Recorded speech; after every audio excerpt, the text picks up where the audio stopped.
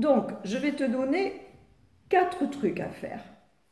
1, qu'est-ce que tu dois faire? Tu dois boire de l'eau. Tu vas d'abord, tu as ta table de travail. Ta table de travail, elle doit être sans rien dessus. Juste que ce dont tu as besoin pour travailler. Tu ne peux pas travailler au milieu de tout un tas de trucs qui traînent, qui sont là, non. Il faut que ça soit sans rien d'autre que ce que tu as besoin. Si c'est un livre, eh bien, tu as un livre. Tu as besoin d'un crayon à papier pour noter, pour faire des petits traits comme j'ai montré dans la vidéo d'exercice fractionné de la lecture. Eh bien, tu prends un crayon à papier. Tu as besoin d'une feuille pour marquer des mots que tu ne connais pas et que tu veux aller chercher dans le dictionnaire. Tu prends une feuille. Mais c'est tout ce que tu as sur ton bureau. Ton livre, ta feuille, ton crayon. Et ton dictionnaire peut-être si tu as besoin de chercher ce que veulent dire les mots. Et tu prends un verre d'eau. Et pourquoi c'est important de boire de l'eau? Parce que justement, nos cellules nerveuses, elles ont besoin d'eau. Et l'information, pour circuler justement à travers les neurones, eh bien, elle a besoin d'eau.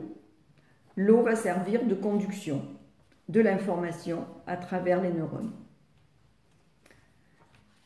Voilà. Donc, tu commences par boire et tu bois des petites gorgées. Tu n'enfiles pas un verre d'eau d'un seul coup.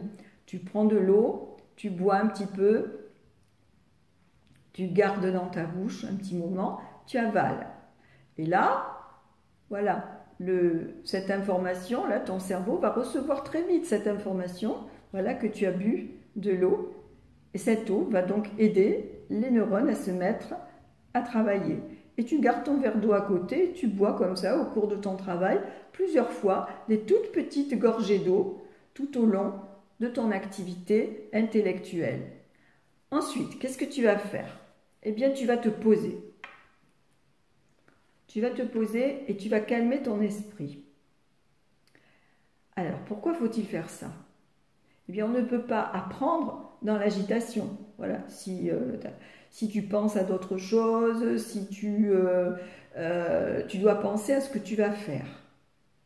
Et comme avant, peut-être je sais pas, tu étais peut-être en train de jouer, à faire du vélo, dans ton jardin ou dans la rue, je ne sais quoi, et que tu arrives et hop, direct, tu prends ton livre et hop, ça y est, tu veux te mettre à faire ton travail, ça ne va pas ça. Parce qu'il y a encore trop d'agitation, ton corps est encore dans l'agitation. Pour apprendre, ton corps a besoin de se poser. Et quand ton corps est posé, ton esprit, alors, peut se poser, ta conscience. Je vais comparer un peu, si tu veux, ton esprit à un verre d'eau.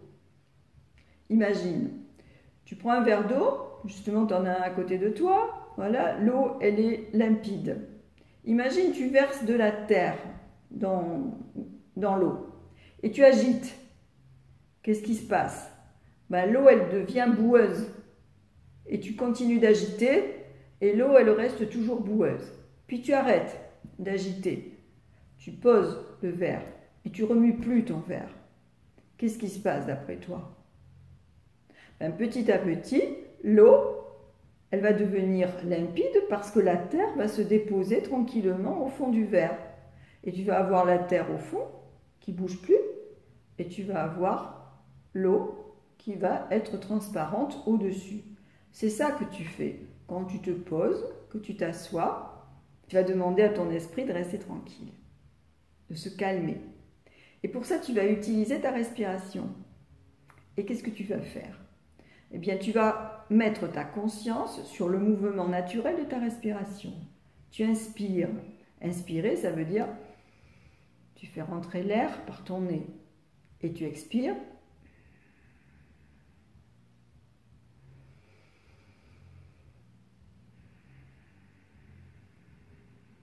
Et tu vas voir même que quand tu fais ça, quelquefois il y a un soupir qui se fait. C'est toutes les tensions. Quand tu bouges beaucoup, il y a des tensions, tes muscles sont tendus, tout ça. Et quand tu t'assois, ça se relâche. Quelquefois, il y a un soupir qui vient comme ça. Donc tu fais 3, 4, tu comptes jusqu'à 5 respirations. Si tu peux aller jusqu'à 10, tu fais 10. Si tu sens que tu as vraiment besoin de te calmer, de calmer ton esprit, pour te concentrer sur ce que tu vas faire. Tu vas voir, tu ne perds pas du temps du tout en faisant ça. Au contraire, tu vas gagner du temps parce que tu vas aller beaucoup plus vite ensuite pour faire ton travail scolaire. Parce que tu vas être concentré. Tu vas avoir amené ton esprit ici et maintenant sur ce que tu dois faire. Et là, tu ne penses plus à autre chose qu'à ça. Tu as été aux toilettes avant, etc. Tu as goûté avant, tu as ton verre d'eau qui est avec toi. Tu te fixes un temps pour ça. Alors, mettons que tu te fixes un quart d'heure de travail, je ne sais pas. Moi, par exemple, pour l'exercice de lecture fractionnée, ben, je prévois 10 minutes, un quart d'heure, jusqu'à 20 minutes, ça dépend quel âge on a. Eh bien, tu te mets une minuterie, par exemple. Tu peux te prendre une minuterie, tu sais, ta maman, elle a peut-être ça pour faire... pour le temps de cuisson d'un gâteau au four, etc., ben, tu peux mettre la minuterie sur un quart d'heure ou 20 minutes, et quand ça sonne, ben, ça y est, c'est fini. Et toi, tu dois avoir fini ce que tu as prévu de faire aussi, dans un quart d'heure ou 20 minutes. Voilà, donc tu as ça aussi, tu peux avoir devant toi une minuterie ou un réveil, et tu sais, si tu regardes les aiguilles, tu vois, voilà, un quart d'heure, tu sais où c'est. Et pendant ce temps-là que tu t'es fixé, tu restes concentré sur ce que tu fais. Tu ne penses pas à autre chose, tu ne fais pas autre chose, tu ne te lèves pas, tu n'as plus besoin, tu as tout pensé avant. Donc, on avait dit 1, boire de l'eau. 2, calmer son esprit en posant sa conscience sur le mouvement naturel de la respiration. J'inspire, j'expire. Tu peux même fermer les yeux si tu veux. Et tu peux mettre une main sur ton ventre et tu vas sentir le mouvement de ton ventre qui se gonfle et qui se dégonfle tout. Très peu, hein, au fur et à mesure que tu respires. J'inspire.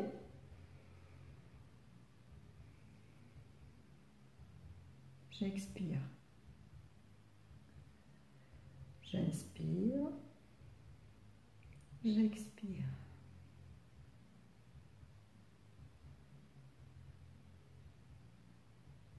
Voilà. Troisièmement, ça s'appelle les mouvements croisés. Dans l'exercice de lecture fractionnée, j'avais proposé avant de faire un exercice de 8 couchés.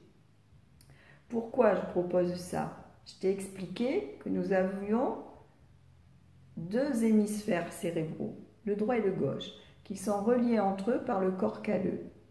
Et grâce au corps calleux, en fait, chaque hémisphère est en permanence informé de ce que fait l'autre. Parce qu'ils vont travailler ensemble, les deux. Il y en a un qui est spécialisé pour certaines choses et l'autre qui est spécialisé pour d'autres choses.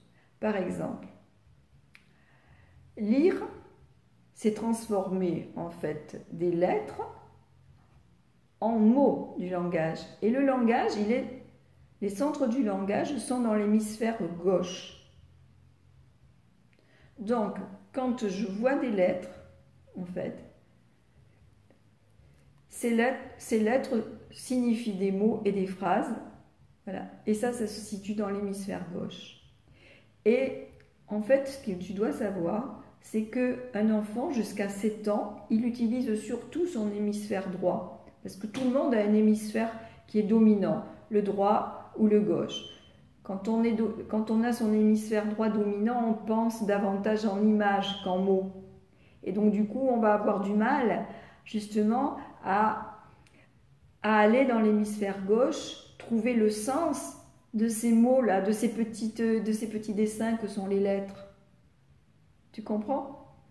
Donc, il faut donc entraîner notre cerveau à se servir, à fonctionner avec les 2 hémisphères. Et ce petit exercice-là, de faire, je me recule, de faire un 8 couché devant toi, tu vois, avec mes yeux, je ne bouge pas ma tête, mais avec mes yeux, je suis le mouvement de mon doigt, voilà, et ça croise ici, voilà. Donc quand je croise,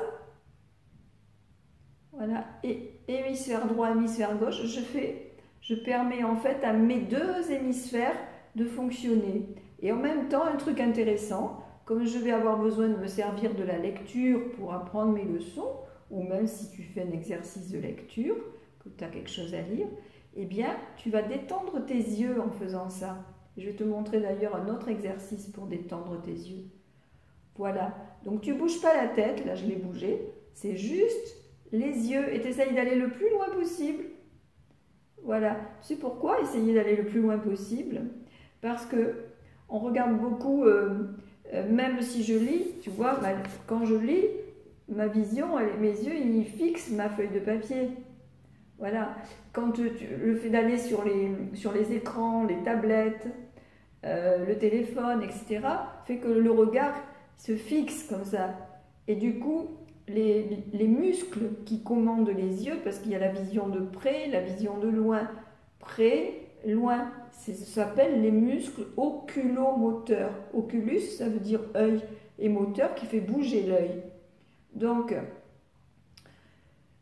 pour détendre les yeux, pour détendre nos muscles oculomoteurs et pour nous aider à élargir notre champ de vision, de manière justement, quand tu vas lire, à ne pas sauter des mots, tu peux en oublier aussi. Quelquefois, il y a des personnes qui ne voient pas, ils vont pas jusqu'au bout de la ligne, hop, ils vont vite, ils sont pressés, ils vont vite à la ligne et ils ont oublié un mot qui était à la fin, ou bien ils ont sauté un mot en lisant.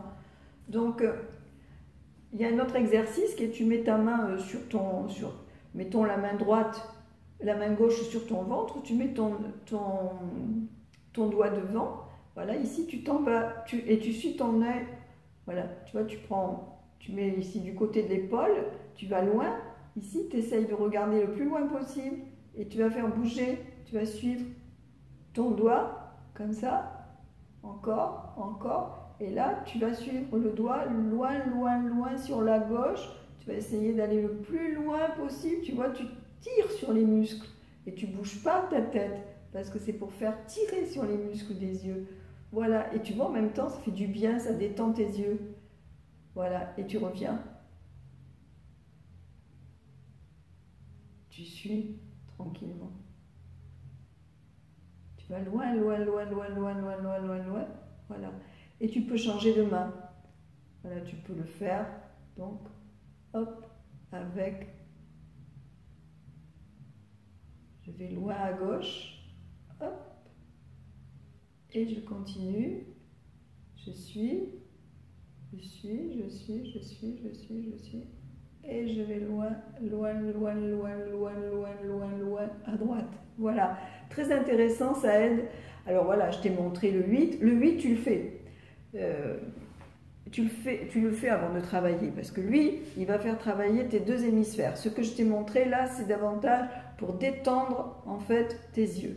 Voilà. Ensuite, comme un mouvement croisé, je peux t'en montrer un autre. Celui-ci, il se fait debout. Je vais me reculer. Je peux t'en montrer un autre. C'est que tu te mets droit, tu écartes tes jambes de la largeur en fait de tes hanches ici, tu mets tes pieds en prolongement des hanches et tu vas lever ta jambe gauche et avec ton coude droit, tu vas aller toucher ton genou gauche et après tu vas faire la même chose avec ton coude gauche, tu vas aller toucher ton genou droit. Voilà, tu peux aussi faire que tu vas toucher ton pied avec ta main droite, tu vas toucher ton pied gauche derrière. Alors là, tu ne me vois pas, mais si je me mets, ça va. Mais en fait, bref, tu lèves ta jambe derrière ton pied gauche, voilà, tu touches derrière. Et avec ta main gauche, tu vas toucher ton pied droit derrière. Tu plies ta jambe derrière toi. Bon, voilà, ce sont des petits mouvements que je te montre, des mouvements croisés qui permettent justement donc de faire travailler la liaison entre ton hémisphère droit et ton hémisphère gauche de manière à ce que tu puisses te servir de tes deux hémisphères. Il faut entraîner en fait tes deux hémisphères à fonctionner. Voilà. Et les enfants qui ont, comme on dit, une dyslexie, tu sais, la dyslexie, c'est une difficulté d'apprentissage de la lecture. Ça ne veut pas dire que c'est grave, ça veut dire que ça s'éduque. Voilà, il y a des enfants qui facilement vont pouvoir se servir de leur hémisphère gauche. Et il y a des enfants qui vont davantage rester dans leur hémisphère droit. Voilà, et qui vont avoir du mal à aller comprendre le sens de ce qui est écrit, parce que ce qui est écrit, c'est du langage. Et donc, ça ne se traite pas dans l'hémisphère droit, ça se traite dans l'hémisphère gauche. Donc, les petits exercices que je te montre là, ils ont l'air bêtes. Et au début, ça peut te faire rigoler, de dire qu'est-ce qu'elle raconte, Danielle, là, qu'est-ce qu'elle nous raconte, son 8 couchés, à quoi ça va m'aider à mieux apprendre à lire. Voilà, et même à écrire d'ailleurs, je te signale, parce que tu peux aussi le faire sur une feuille de papier. Une fois que tu l'as fait comme ça à l'horizontal, tu peux aussi t'entraîner sur une grande feuille de papier, une feuille A4, à l'horizontale, comme ça. Eh ben, tu fais un 8 couché et tu le mets devant toi, puis comme ça, tu t'amuses, tu peux même prendre un crayon, des crayons de couleur, si tu veux, et tu regardes, voilà, tu suis en même temps avec tes yeux, et tu verras, ça te calme en même temps. Mais fais-le surtout devant toi. Ça, c'est important que tu le fasses comme ça devant toi. Voilà, et en faisant travailler tes yeux, et tu vois, et comme ça croise ici, voilà, voilà, tu fais travailler donc les deux hémisphères par le croisement. Parce que les nerfs, tu vois, tous les nerfs, pourquoi l'hémisphère droit contrôle mon côté gauche? Parce qu'en fait, les nerfs croisent justement ici derrière. Imagine que ça passe comme ça, ici derrière, et ça va aller commander mon bras gauche. Et pareil, l'hémisphère gauche, pour commander mon bras droit, eh bien ça va croiser, ça passe justement par le corps calleux. Et le corps calleux, il